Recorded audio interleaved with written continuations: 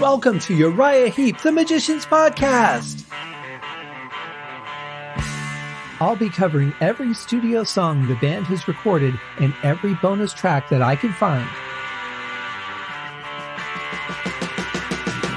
Each week we'll go over a new song from the beginning to where they are currently, and as they keep adding albums, I'll keep adding shows. Let the deep dive party begin. In the magic garden, some were singing, some were dancing. Hello and welcome to another episode of Uriah Heep, the Magician's Podcast. I am your host, Scott Haskin, on this band-endorsed, fan-based podcast, digging into everything the band Uriah Heep ever recorded, magically endorsed by the band. Thanks again, Mick. That's been a real special treat for me to be able to say over the last 2.5 plus years that I've been doing this show. And a real honor to have covered everything that this band has done. Just such an amazing body of work, so much energy over the years, so many, events that this band has endured and survived. And Mick Box has been the one that keeps sewing the wounds together and has kept this band together for 53 years. Absolutely amazing. By the time this comes up, they'll just be a few months away from their 54th anniversary, which is... Damn, just stunning. Before I get into today's episode, this being the end, and obviously my schedule will be changing a little bit due to the fact that I won't be recording these shows anymore. But there are 3 other shows I would love to do. I have reached out multiple times, have not had success, so I'll just throw it out there to you guys in case anyone with any connections is listening. If anyone has access to anyone in control of Whitesnake, Rainbow, or Deep Purple, I would absolutely love to do a similar show to any of those bands. Those were the 4 that I had wanted to do. Unfortunately, I had been able to reach Mick first, and he said yes. I have not reached or ever received a reply from anyone else I've reached out to on any other camp. So if anyone wants to hear a show like that and has the connections to get me in touch with the right person, please do. You can write me at uriahheeppodcast@gmail.com. Or you can send an email through my website at scott@scotthaskin.com. Would love to hear from anybody that can potentially make that a reality. So let's get to today's song. It is the last song to cover, believe it or not. My God, that's a lot of episodes. All right, so today we're talking about Lady in Black.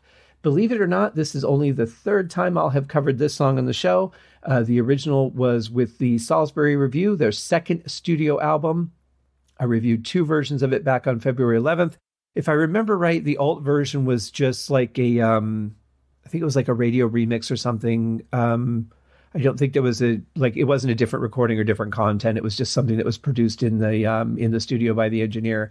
Then I covered it again most recently on May 18th of 2023 when I covered Totally Driven. Much like it is the last song here on Celebration, it was the last song on Totally Driven. It's kind of fitting because the song, has this person walk away saying, hey, you know what, we're kind of done, but if you ever need me, I won't be far away. Like, just shout out or whatever. So I think it's actually kind of a fitting end for the podcast, or potential end for the podcast. As I've mentioned, this is the last thing to cover. I've thrown it out there to you guys. If you know of anything that I haven't covered that they recorded in the studio, please let me know. I did a lot of digging when I created the original list. These last 2 albums I thought were compilations and not re-recordings. So once I found that out, jumped on them and started recording them. But yeah, that's been it. So if there's anything else out there that I'm unaware of, please let me know, and I'll do another season. I have no problem with that. And no live stuff, though. I don't want to hear about live albums. I have no intention of covering anything live. I never did. This was all about the band in the studio. Dave talked me into it, of doing live in 73. And I'm glad I did that one, but not really interested in live music because it's about capturing the moment. Whereas the studio is really the definitive recording of a song and what the band intended on presenting, not however they happen to play a song on any given night. Because, bands that can really bring it, like Uriah Heep can, I would expect the songs would sound different every single night. I would expect Easy Livin' to have differences every single night. They're going to play it, somebody's going to play it a little faster, somebody's going to do something they didn't do, there's going to be a different way of playing the drums, whatever it is. It's all about capturing that moment. That's why live records really don't interest me that much. If I was at the show, hearing a record of the show I was at, now that's a little bit different because then there's a connection to the stage event. But apart from that, not a big fan of live music. I'm only covering a couple of live albums on the Haskincast podcast as it is. But that's that. So getting back to today's song, Lady in Black, let's give it a whirl and see what they did with this incarnation of Uriah Heep.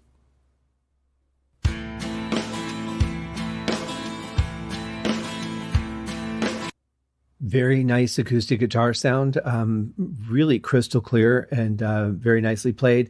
Let's talk about what Russell's doing, because he has changed things up a little bit in the introduction of this song. We're missing that definitive kick drum.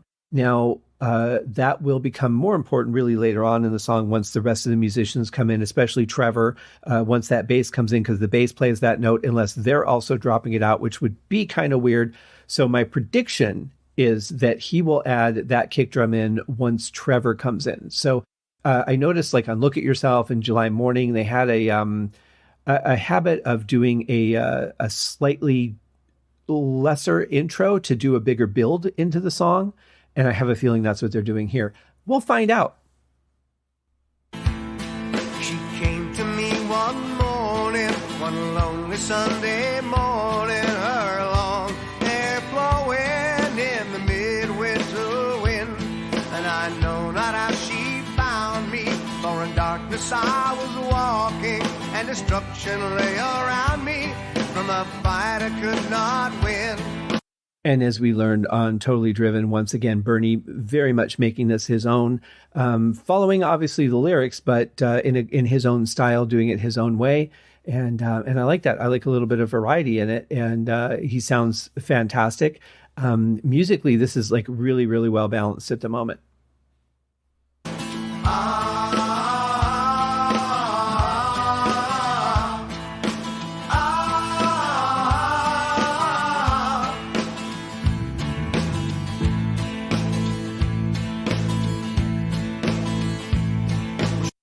Yeah, it's a little bit dry though, isn't it? I mean, doesn't really seem to be that much reverb on the backing vocals. Backing vocals sound really good, the performance, but they're a little bit loud again in comparison to the mix, which we've talked about on this album before. Not by a lot, but just a little bit. I am surprised that Russell hasn't added that kick drum back in. I really thought he would have when Trevor joined in. Trevor sounds really good though. He's playing something a little bit different as well. So this really is a reinterpretation of the song. She asked me name my foes then. I said the need within some men to fight and kill their brother without thought of love or God. And I begged you give me horses to trample down my enemy. So eager was this passion to devour this waste of life. If this had been the first version of the song I heard, I wouldn't think twice about it, but it really does feel weird without that extra beat. I noticed Trevor's not playing it either. Also, I the fact that there isn't that classic slapback reverb on the snare that we hear, it does feel a little bit weird, but the song is a little bit dry. I think overall they could have used a little bit more reverb on the master fader, would have been nice. Performances are great. It's just the production itself is kind of throwing me off a little bit, and that missing extra beat. But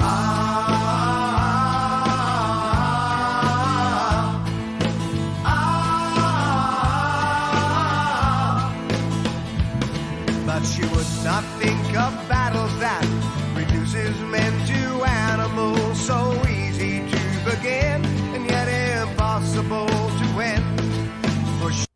Okay, that's really weird. Now we're getting these extra gentler snare drum hits in there. They're kind of weird. She, the mother of all men, to counsel me so wisely then. I feared to walk alone again and asked if she would stay.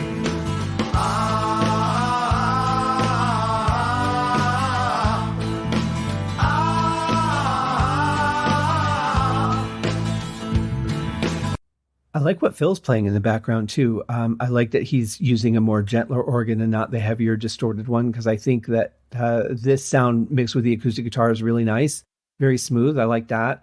The thing about the snare hits is that they feel kind of random. They don't really relate to anything. We're not getting any accents that help those make sense. So they just feel kind of random to me. I see the pattern to them, but yeah, they just feel kind of like orphans. Oh, lady, lay your hand out right. Oh, let me rest you at your side. Have faith and trust in me, she said, and filled my heart with life. There is no strength in numbers, have no such misconceptions. But when you need me, be assured I won't be far away.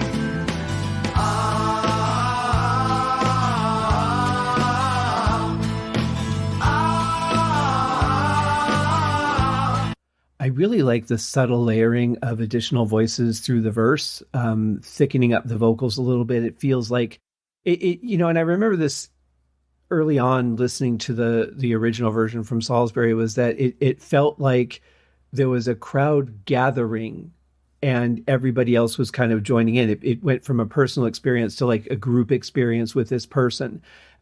Which I always thought was a little weird because it's really sung from an individual standpoint. But as those vocals kind of come together, and especially when you hear everybody singing together in the chorus, it seems more like there's, like I picture a group standing on a hill in unity, and then just more and more people are coming up the hill and joining into the verse and the chorus. Whereas the perspective of the singer is singular. It's my story. I'm telling it. I felt this. So I always thought that was a little bit of a contrast. Musically, it's brilliant. I absolutely love it. And it sounds great here too. But, going along with the lyrics, it kind of doesn't make sense. Thus having spoke, she turned away. And though I found no words to say, I stood and watched until I saw her black cloak disappear. My labor is no easier, but now I know I'm not alone. I'll find new heart each time I think upon that windy day. So if one day she comes to you, think deeply from her words, so I seek courage from her as your prize and say hello for me. Yeah, so we're seeing, some subtle little word changes, nothing major, nothing that changes the point of the song, just, a couple of different words here and there. I didn't really like that last verse. I felt like they were really ramping up, and Bernie's usually so good about the power and strength that he sings this with, and he's a little more monotone on this version. I think the last version was better so far as that goes. But yeah, musically it's still decent. It's still throwing me off without that extra beat and these random snares. It feels just too bouncy and happy on the drums for this kind of song, because really it's a song where you're sad to see this person leave. You've had a connection, they've helped you, they've been there for you. You kind of don't want to be without them being able to be there for you. And words of saying, well, yeah, I'll always be there, just call out, or what, I don't know if anybody even buys that anymore. I think people say things like that with the greatest of intention, but follow through, as is evident in today's society, the follow through really isn't there. So it's almost like, you hear somebody say that and it's like, yeah, okay, yeah, great. I'm sure you think you mean that, but if I actually called on you, you just wouldn't respond, or you wouldn't be able to be there, or whatever.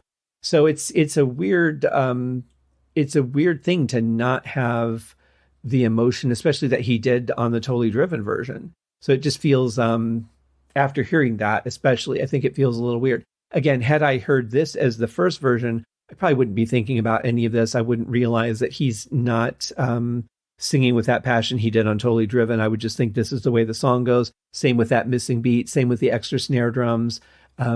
It would just be, this is how the song is. But since I know the song so well, and I've even heard live versions of it that keep more to that tradition as well. There was a really good, I think it was Europe 79, I want to say, that I had at one point on vinyl. And there was a really good, I think it was either that or it was on the best of. I'm sorry, I can't remember at the top of the moment. But There was a really good live version on there that actually like the drums dropped out for a bit and then they came back in and it just made the song so powerful. It was really, really well done. I don't know who the singer was on that. I mean, it was probably Ken, just considering he probably was in the band when it was recorded, especially if it was live in '79. But who knows? It could have been anybody in the band at that point whenever that particular version was recorded, if it wasn't '79.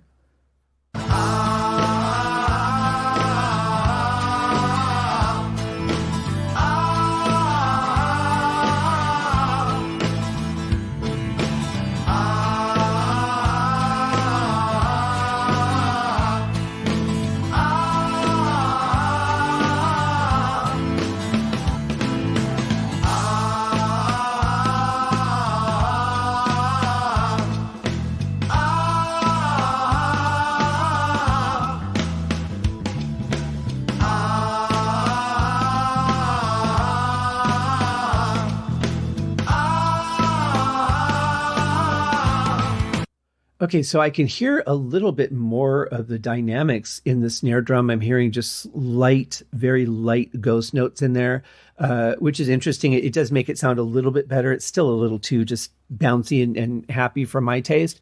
But all that's buried, when the rest of the band is playing. The only reason we're getting to hear it now is because so much of the music has dropped out. Interesting too to point out is that song is 5.5 minutes from the time that we ended the last chorus, or the first pass, I guess, of the last chorus, where normally we would get another verse. We still had 2.5 minutes of the song left, so I'm going to be curious to see what they do with it. I'm expecting some kind of ending that'll take up 20, 25 seconds or so. But yeah, this is a long time if they're just going to repeat the ahas and not do anything else with it. It sounds like they're gearing up for something different, though.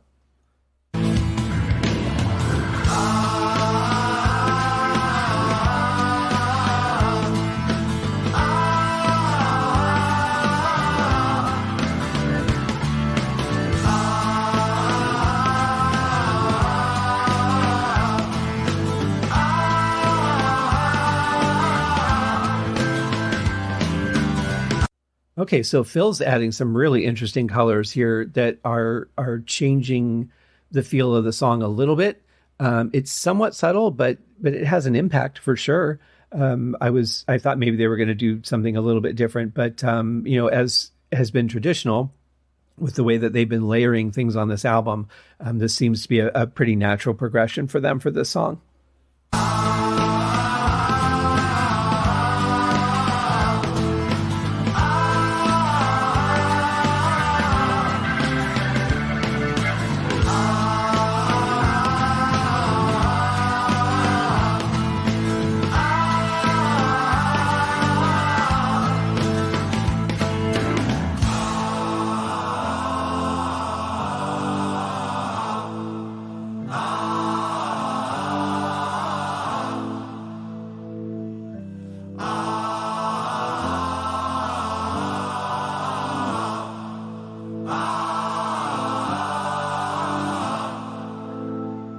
This is a very pleasant and unexpected change, I have to say. It's definitely in a different key than the original. I like it. It sounds a little more haunting, a little more sorrowful, that this person is gone. So I'm definitely digging that. I like that there was a change in here. Like I said, 2.5 minutes. What are you going to do with all that time when all you're doing is repeating one lyric over and over? And I think they did something pretty unique and interesting here.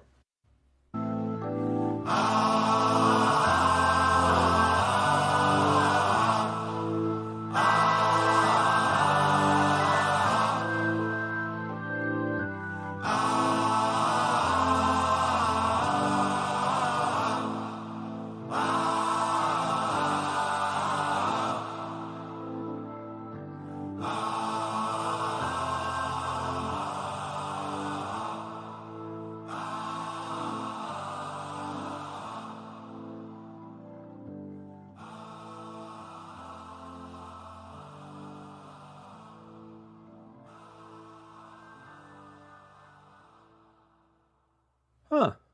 Well, that was not what I was expecting. I thought they would do that for a couple of passes and then maybe come in with a big drum fill and, finish the song off with a bang.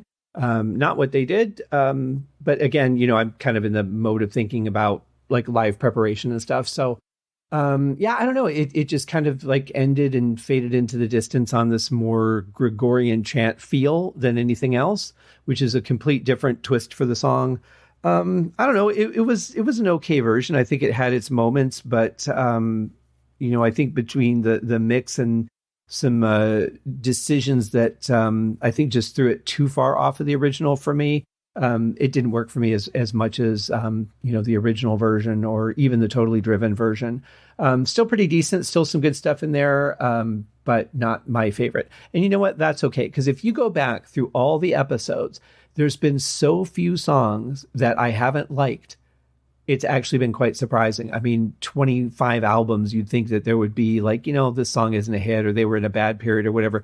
But I've always been able to find some good things in a song. At the end of the day, whether I like the song or not, there were just a handful of songs where I was like, yeah, I don't really care for this one, which is pretty amazing when you're talking to a band who's written well over 300 songs. So I'm not going to complain about that statistic at all. I think it's quite fine. If you guys are looking to get the celebration, again, I was working off the bonus track edition. So in addition to the songs I've covered in this season, there were the two that I covered before, which were Only Human and Corridors of Madness. I remember specifically just loving Corridors of Madness, thought it was a fantastic song. And in addition to that, the one song I'm not covering on this show from this CD is the final track, which is a live version of Ghost of the Ocean. So check that out. It's a great CD, and I found it on Amazon. So go check it out there, or if you can find a physical copy of it, I know some exist. Feel free to look around. I don't see that it was ever released on vinyl, so you vinyl connectors are kind of out of luck on this one, but it should be around on CD and digital download. Not available on iTunes, and there could be a lot of reasons for that. Won't even go into that, because that's just a whole can of worms we don't even need to talk about. Before I wrap up the show, I thought it would be fun to talk about some of the statistics of the show. That might be interesting to my fellow podcasters and some fans of the show. But before I do that, I want to say thanks again to everybody who has shared, liked, left reviews, whether it be even just ratings or actual written reviews, whether they've been positive or negative. I appreciate all the feedback.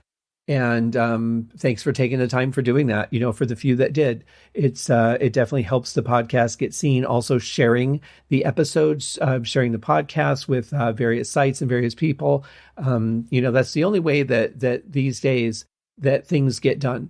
The more of that people do, the better off those things are going to be. And the more people that have an opportunity to appreciate it. I've had so many people say, hey, somebody turned me on to your podcast and now I really like Uriah Heep. I'm going back and buying all their albums. That's happened so many times. And I absolutely love that was a met goal of this show, was to help find new fans for all those people that I've heard for so many years go, oh yeah, Uriah Heep. I know them. What was their song? Or as if there was only one.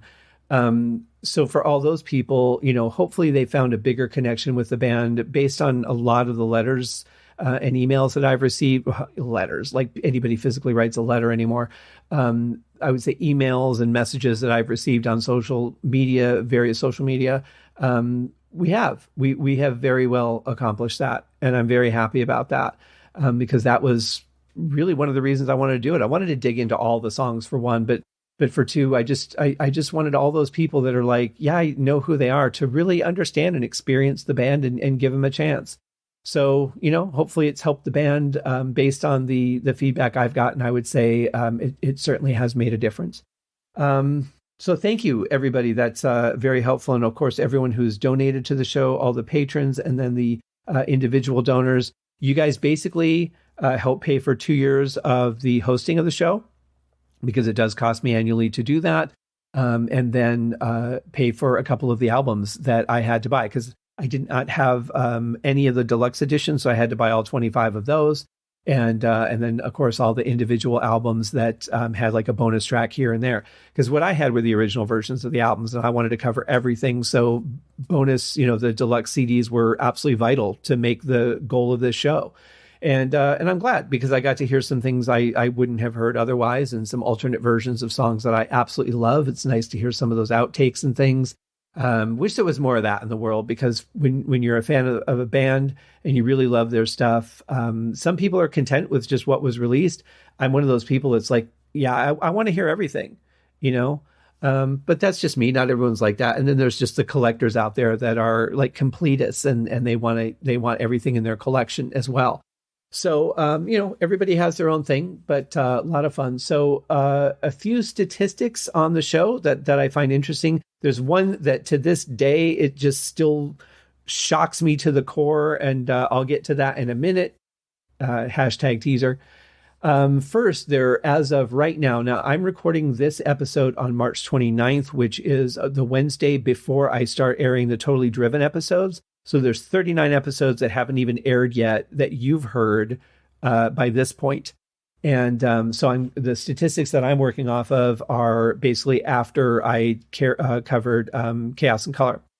So all-time downloads, 92.2 thousand, which is absolutely fantastic. I can't even say how immense that is to me.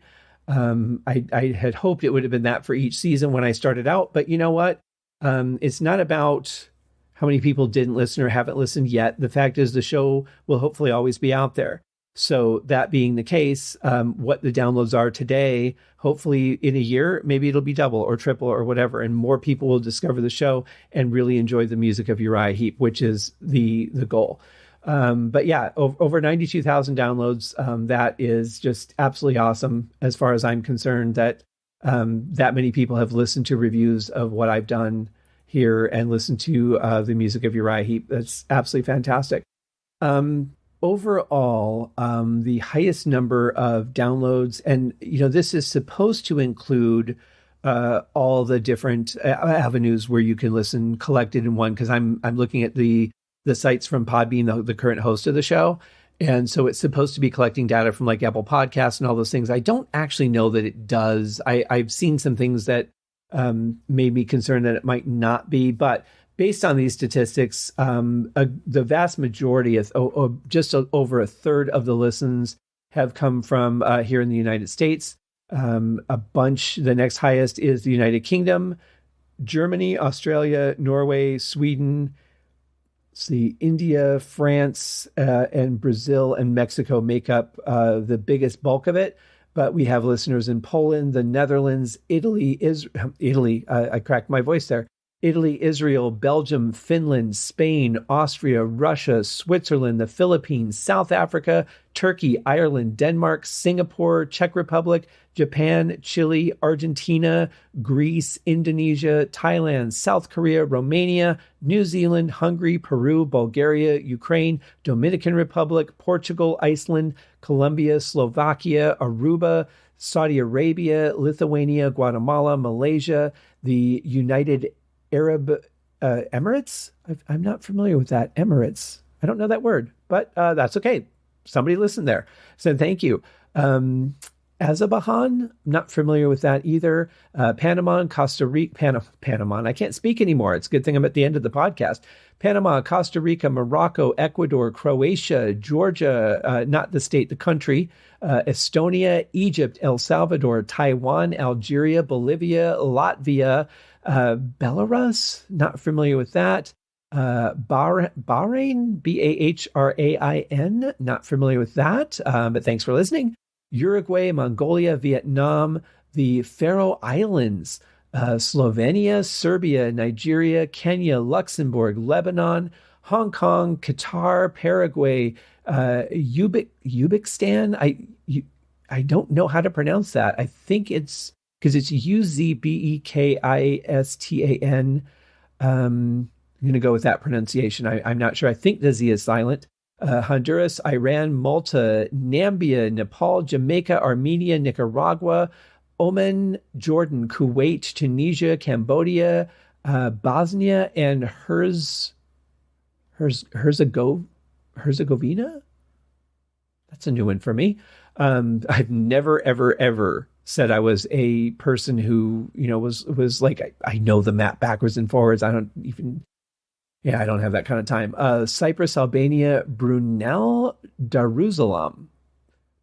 Okay. And Puerto Rico. And then 2.2% unknown, which is interesting. They're unknown, so I have no idea what they are. But more or just under a third of those listeners come from Spotify, according to these statistics. The second most listened to is here on the Podbean app. And of course, now to be fair, there's the Podbean app, but anywhere that I post the link that has the direct stream, like on my website, that goes to the Podbean. That should be under Podbean because that is created by the Podbean player. So I would think all those statistics would come under Podbean. Third is Apple Podcasts. And strangely, fourth is Google Chrome. I'm not sure what that is. I would imagine Stitcher is what. Okay, so Amazon Music is fifth. iTunes, Pandora, Deezer, Firefox, Google Podcasts, iHeartRadio, Cashbox, Overcast, Podcast Addict, Edge. I don't know if that's the like the Microsoft Viewer Edge, like the Google one. I don't know. Pocket Casts, Android, Safari, TuneIn, Podcast Republic, Opera, Podcast Republic again, but now with a space. That's weird. Winamp, Media Monkey. That's a cool name. I like that. Media Monkey. Mixerbox, iOS players, Samsung Podcasts, Chromecast device, Mobile Safari View, Samsung. Did we have Samsung already?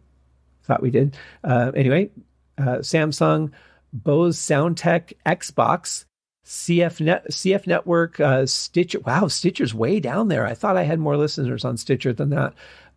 Laugh, LAVF, Alexa-enabled device, which could be anything. Audible, Radio.de, Samsung TV, Beyond Pod, Podcast Guru, Tizen TV, Windows Media Player, Treble, iCatcher, Sonos, something in Japanese that I can't pronounce or read because I don't speak Japanese. Sony PS5. Wow. So instead of playing video games, or maybe while you're listening to video games or while you're playing, you're listening to the podcast. I don't know how that works. Palco, Downcast, Roku, Amazon Fire, Sony, M-Player, MyTuner, TCL, IE, Bose, Facebook app, AntennaPod, Apple Mail, the podcast app, Xiaomi, Kodi, Podkicker Pro. That sounds kind of badass. That sounds like it should be a wrestling thing. iVoox, Apple TV, Android, Dogcatcher, Himalaya, Mixerbox, Philips, Podimo, Sharp Aquos TV, Technicolor. That sounds like something out of the 60s. VLC Media Player.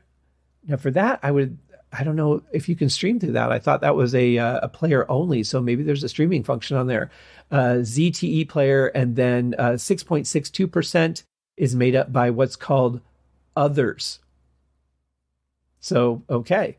One more statistic I'm going to throw at you, because this is the one that I'm kind of dumbfounded by. I really don't understand at all. It's fine. I mean, it's just really weird. So the top 10 episodes that have been listened to on this show, from the very beginning, from the first feeds, all the interviews. Well, the interviews were done through Hask and Cast, so I'm going to be fair and not include those, because they would have been, majority of them would have been listened to through the Hask and Cast feed, and not those statistics would not be that high on this show. That being said, the number 10 most listened to episode of the show is Gypsy Live from 73, Part A, that I covered with Dave White. The 9th is I Want You Babe, Behind the Green Shed Blues. And this, if I remember right, was from the album before they were Uriah Heep, when I covered the Lanzon tapes. Yes, it was the last song on the Lanzon tapes. So interesting that made the top 10. Tears in My Eyes, the original version, or the original studio release, and I covered 2 versions of that, is number 8. Number 7 is Come Back to Me. Number 6 is Put Your Lovin' on Me. Number 5 is, interestingly, the Welcome to Uriah Heep Magicians podcast feed that I did. I think this was that the first or the second one. I think that was the very first one that I had done to set up the news feed, but I'm just going to double check that real quick on my sheet. Yes, it was. So that aired, very first thing that aired was October 3rd of 2020. I had to set that up to set up the RS feed for Apple Podcasts. And then the next episode that aired was not until October 27th because we had delayed the show with Ken Hensley's passing. And then after that, the first episode of the show that actually aired was the studio version of Gypsy, which aired on November 10th of 2020. So it was a little over a month before the first actual review episode aired, but certainly understandable reasons. The fourth most listened to episode was The Hanging Tree. Great song. I still love that keyboard intro, that just cool, edgy synthesizer. I always thought that was just such an awesome sound. Third, and this one's not too surprising, really, the original review of Lady in Black from Salisbury. There's 2 versions of that. I talked about that earlier on this episode. That is the third most downloaded song. Second is the original version of Gypsy. Again, these are a couple of Uriah Heep's biggest and most known songs. So it's not surprising that, if you're somebody who's just like, yeah, I don't really want to get into the whole band, but I like the song. I'm curious as to what they had to say, or I want to hear the review of it or whatever. It would make sense that those would be songs that people would go back and listen to. I know Come Back to Me is really popular. Tears in My Eyes also. So none of those songs surprise me. What surprises the absolute hell out of me, even now, and I'm just so bamboozled by this, is the most downloaded episode, not even by twice the amount of Gypsy, which is the second most downloaded episode, but 5 times the amount of the second most downloaded episode. This song, a bonus track from the deluxe edition of Firefly. It was the last song on the album. It's called Dance, Dance, Dance. And that song has been downloaded or listened to 5 times more than any other episode of the show. Why? I have no idea. I don't know what it is specifically about that song, why people would be gravitating to it. I wondered if people thought maybe it was a cover of the Don Henley song, Don Henley song, All She Wants to Do Is Dance.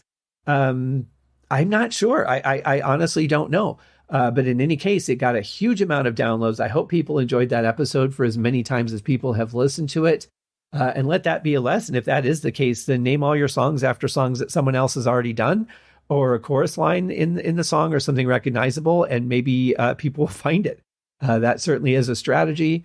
Whatever the case, I have absolutely no idea. But you know what? Now that I'm thinking about it, I'm going to look it up because I'm not sure what that Don Henley song was called. All She Wants to Do Is Dance is the song, but the chorus goes, All She Wants to Do Is Dance, Dance, Dance. So I don't know if people found it that way. I don't know if it has anything to do with Don Henley. It may not. I really have no explanation for why a bonus track on a deluxe edition CD would be by 5 times the most listened to episode of the show. I mean, that just absolutely blows my mind. I'm still in awe of that, but it's absolutely fantastic. Also, interestingly, I'll give you this statistic really quick as well. On my other podcast that I host by myself, the Haskincast podcast, I did the original interviews with the Uriah Heep members on that show, and then transferred them over later. The reason I did that, because I was in the middle of different seasons when I interviewed each of them, so there wasn't a place that made sense that I could just throw those in a season. So once all the initial 24 albums were done, I made a season with all of the interviews that I did and copied those over to the Uriah Heep podcast. But on the Haskincast podcast, there's a couple of interesting statistics that go along with this show. In the top 10 most listened to podcasts there, at number 8 is my interview with Dave Rimmer, current bass player of the band. That was a lot of fun. I mean, he's just such a gentle soul, very intelligent, very well-spoken, had a lot of fun talking to him. And then you put him on stage and he just turns into a beast with that bass, just absolutely amazing. coming in at number 5 overall on that show. Now, keep in mind, that show's been going for a much, much longer time. There's a lot of episodes. I've interviewed a lot of celebrities, reviewed a lot of albums. So, it's not a comparison as far as it. I mean, the statistics kind of mean nothing as far as, who had more or how they relate to this show. But just interesting of what's in the top 10 of that one, since we just looked at the top 10 of this podcast. So coming in at number 5 was Ken Hensley. I interviewed Ken literally 1 week before he passed. He was such a nice guy. The time had changed, and I called him at what I thought was the right time in Spain. But what I didn't know is that Spain didn't change their time at the same time. So I ended up calling him an hour too early. He didn't pick up. I waited a minute, wasn't sure what to do, so I called back. He picked up. He said, I'm sorry, you're early. I'm actually in the studio editing thing. Can you call me back in an hour? To which I said, of course. And I think he actually said 2 hours, so I ended up calling him back 2 hours later. And apparently he was in a very heated discussion with the producer of the video. He was editing some live thing that he did. I'm still not sure what it was, or if it's been released yet. I'm sure it will be at some point. But he was very understanding. I felt horrible, of course, and of all the times to call would be in the middle of a heated discussion. But he was very, very nice. He has a lot of dogs, so he actually did the podcast from his car, watching the sunrise over Spain, which I thought must have been lovely. Very, very nice interview, and of course, it came out the day he passed away. And once again, thank you to Steve Weltman for being so generous with your time in the midst of all that you were dealing with, to take a moment to let me know that he had passed when I sent the link over. It's even tough to this day, because I still hear Ken's last words to me in my mind. He really was excited about the podcast. He really wanted to help out. He said, I've got memories of every song, every recording. I've got so much I can share with the fans. And sadly, we just didn't get to do that. And, it just makes me think, don't wait to do things you want to do, because you might not get the chance to do them, or to do them to the extent they could be if you wait too long. So I'll just throw that out there again. Anybody that has connections to Deep Purple, Whitesnake, or Rainbow, would love to do shows on those, those bands. I have a couple connections in Rainbow, but nobody that has any as past members, nobody that has connections to, any of the management or anything. Graham Bonnet, amazing guy, but he's not affiliated with the camp. Of course, it's pretty much down to, Richie and Candace and their management. Also, I'm in a band with David Stone, who is the keyboard player on Long Live Rock and Roll.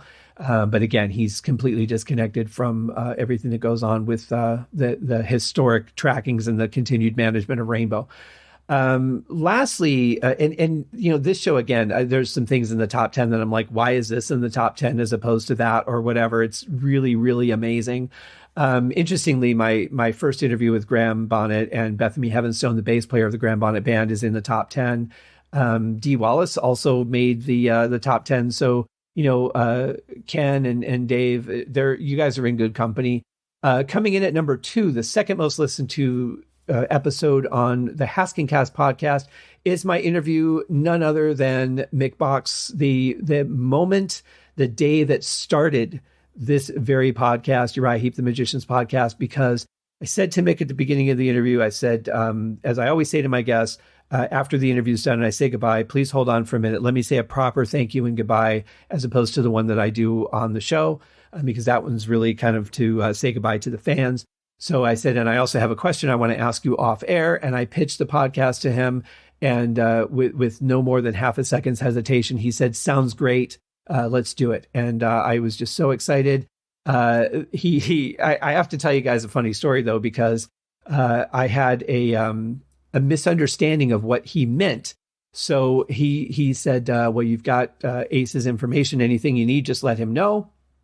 And he said, I'll get you over the band's logo, and we'll do have it endorsed by the band. Because we talked a little bit about whether it should be, actually, no, that didn't happen until our second conversation. So anyway, I get the approval from Mick. I'm like, all right, let me get everything together, and I'll see what I need from management.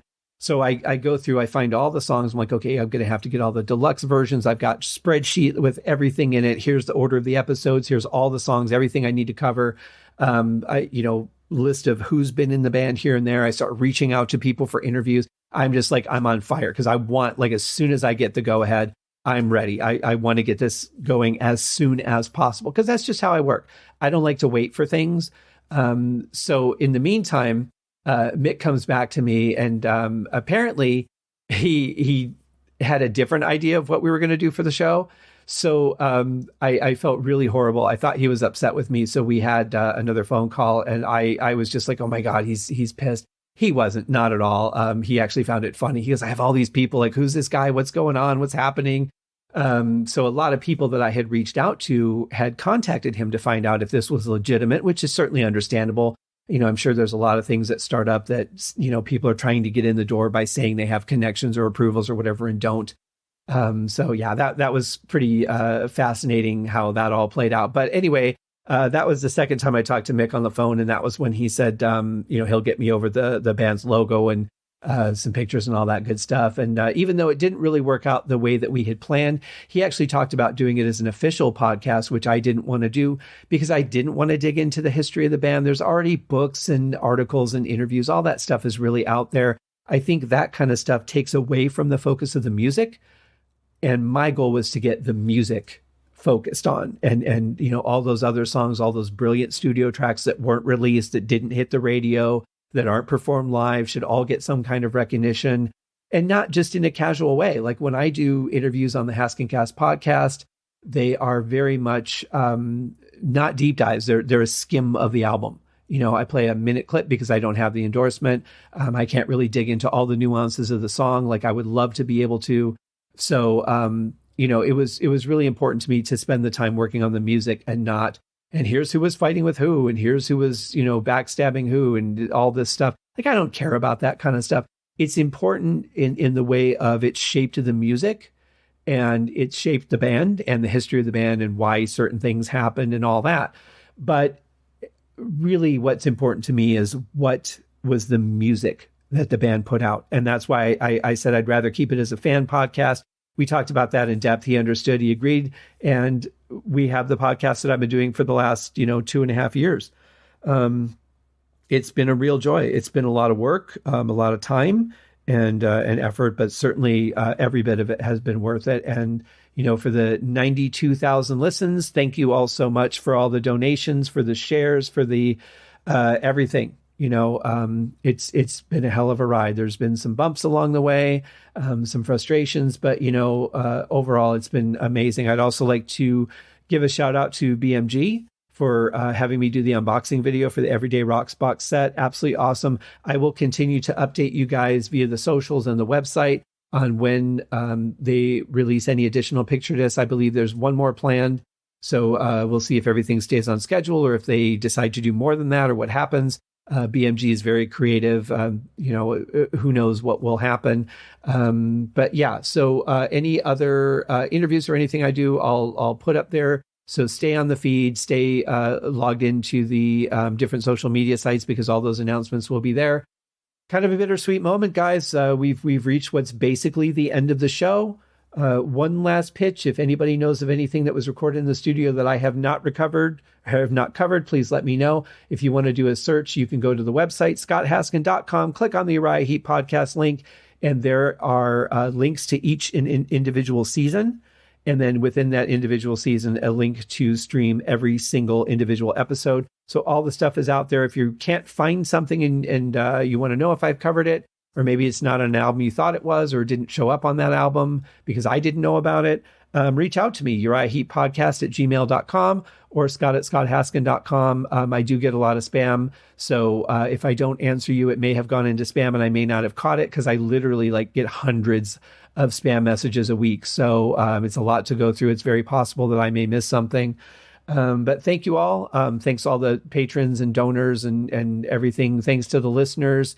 You guys have been absolutely amazing. Thanks to Uriah Heep for going on 54 years of amazing music. Thanks to all the guys who've done interviews with me. I did not hear back from some people, and I did get turned down by others, which I thought was, interesting. For some people, it was like, I was in this band 45 years ago. I don't have anything to say. It's not part of my world anymore. And others were, had more legitimate to me reasons for not wanting to be on. Had Paul Newton on a couple times on the Haskincast podcast. Great guy to talk to. Go check out his book. Links are on that page as well. Go check out Phil Lanzon's books. Very talented guy as a painter, as a writer, as a songwriter. Just amazing, the talent in this band. So all the stuff that I know about, I've got links up there. Bob Daisley's book as well, who was bass player in the band for a time, also played with Rainbow. So lots of good stuff. But thank you guys very much. It's been a pretty incredible journey. I know I've babbled on a little bit, and this episode is like super long because most of it's not about the individual song that I reviewed today. I'm just going to leave it as one long episode. You guys take care of yourself. Keep in touch if you have any questions, and keep listening to amazing music. Keep spreading the word, guys, because in this day and age, with all the noise that's out there, it's really hard for bands to cut through. And even for bands that are established, it's pretty easy to get drowned out by just the sheer volume of things that are out there. So when you find something good, share it with people, help them cut through all the muck. Thanks, guys. You guys take care. Maybe we'll see you down the road. Cheers. Thank you for joining me on this episode of Uriah Heep, the Magician's Podcast. If you have enjoyed this show, please consider going over to Apple Podcasts or your favorite podcast outlet, leaving a rating or a review.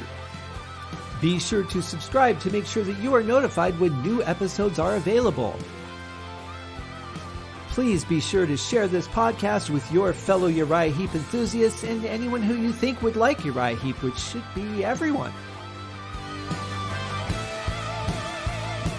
And if you are so inclined, please feel free to contribute to the Patreon account. And if you are not a Patreon subscriber, you can also pay through the PayPal link on the website listed in the show links below. I would also like to thank Uriah Heep for their very generous support of the show. And thank you guys for listening. We'll see you in the next episode. Happy days!